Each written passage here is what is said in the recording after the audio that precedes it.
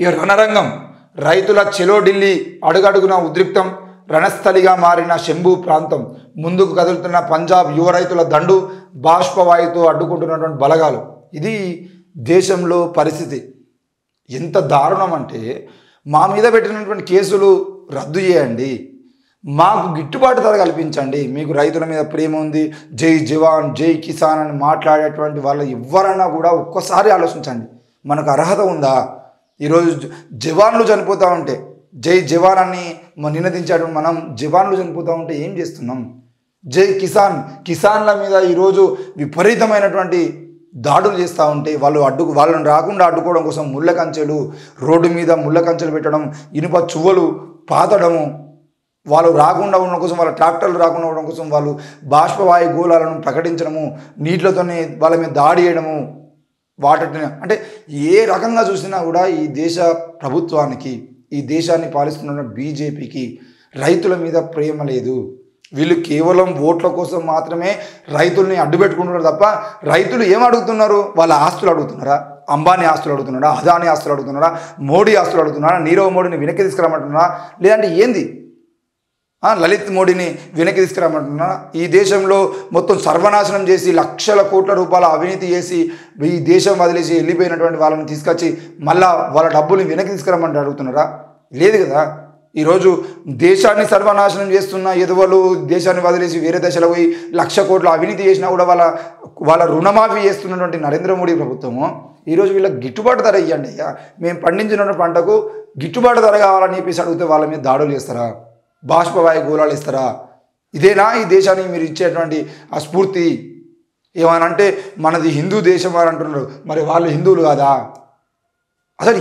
ఏ పాలన కొనసాగుతుంది రైతుల మీద దాడులు చేసినటువంటి ప్రభుత్వాలు ఏవి కూడా ఈ దేశంలో ముందు పోయినటువంటి పాపన పోలేదు అంటే ఈ దేశం మీ చేతుల్లో ఉంది ఈవీఎం మిషన్లు మీ దగ్గర ఉన్నాయి కాబట్టి మళ్ళీ అధికారంలోకి వస్తే ధైర్యం మీకు ఉంది మేము ఏం చేసినామో మనం అడిగేటోడు లేడు అని చెప్పేసి అంటే అధికారులు ఎవరైనా మాకు భయపడి ఎవడు మాట్లాడు మేము ఏం చెప్తే అదే వేదం అని చెప్పేసి ఈ విధంగా ఈరోజు మీరు పాలన కొనసాగిస్తున్నారు రైతులకు గిట్టుబాటు ధర కోసం రేపటి రోజున ఇలాగే కొనసాగితే దేశవ్యాప్తంగా ఉన్నటువంటి రైతులందరూ కూడా చెలో ఢిల్లీ కార్యక్రమం చేస్తారు లేదు అని అంటే బీజేపీ ఆఫీసులో ముట్టడి కార్యక్రమం చేస్తారు తప్పకుండా రైతులకు గిట్టుబాటు ధర కల్పించాల్సిందే అలాగే 2020-21 సంవత్సరంలో ఆనాడు బీజేపీ తీసుకొచ్చిన నల్ల చట్టాలకు వ్యతిరేకంగా పోరాడినటువంటి రైతులందరి మీద కూడా దాదాపు 600 మంది రైతులు 600 నుండి 800 మంది రైతులు ఆనాడు ఆత్మహత్య చేసుకుని చచ్చిపోయారు ఆత్మహత్య కాదు దాదాపు ఆత్మహత్య చేసుకున్న వాళ్ళు ఎంతోమంది అయితే 600 నుండి 800 మంది ఆనాడు అక్కడ ఉద్యమం చేస్తుండే చనిపోయిన వాళ్ళు ఉన్నారు వాళ్ళు చేసిన దాడులతో చచ్చిపోయిన వాళ్ళు ఉన్నారు ఆ బీజేపీ ఎమ్మెల్యే కొడుకు ఆ రోజు కారు తీసుకుపోయి వాళ్ళ మీదకి దూసుకెళ్తే అలా చంపిన వాళ్ళని మరి ఎవరికి వాళ్ళందరి మీద కేసులు పెడితే వాళ్ళందరి మీద కేసులు తీసేవని చెప్పేసి అడిగితే తప్ప కాబట్టి ఇప్పటికైనా ప్రభుత్వం వెంటనే స్పందించి రైతులకు న్యాయం చేయాలి తప్పకుండా గిట్టుబాటు ధర చెల్లించాలి దానితో పాటు ఈరోజు బీజేపీ ప్రభుత్వం పెట్టిన కేసులు మొత్తం కొట్టేయాలని చెప్పేసి డిమాండ్ చేస్తూ ఉన్నాం బీజేపీ నేతగా ఏలేటి ఉపనేతలుగా